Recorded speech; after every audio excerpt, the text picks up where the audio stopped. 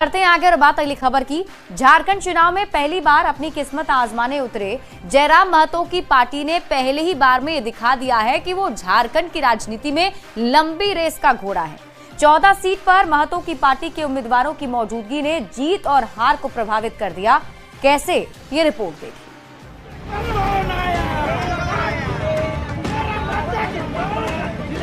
झारखंड की सरकार में वापसी की इच्छा के साथ चुनाव में उतरी बीजेपी और आजसू का सपना एक 29 साल के लड़के ने तोड़ दिया।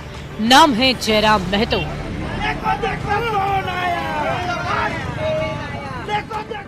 जयराम महतो महज 29 साल की उम्र में झारखंड लोकतांत्रिक क्रांतिकारी मोर्चा पार्टी बनाकर पहली बार विधानसभा चुनाव में उतरे।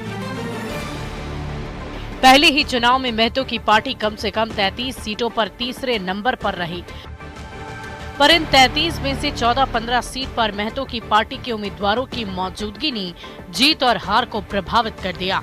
गौर करने वाली बात यह है कि जिन 14 सीटों पर जयराम महतो की पार्टी तीसरे स्थान पर रही, उसमें से महज 3 सीट पर जेएमएम का नुकसान हुआ, सरायकेला, सिमरिया और लातेहार।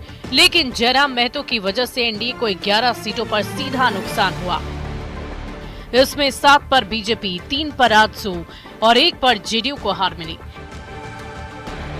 आपको बता दें कि झारखंड में कुर्मी समाज की आबादी करीब 15% है। अभी तक झारखंड के कुर्मी समाज में सबसे ज्यादा पकड़ सुदेश महतो की पार्टी आजसू की मानी जाती रही।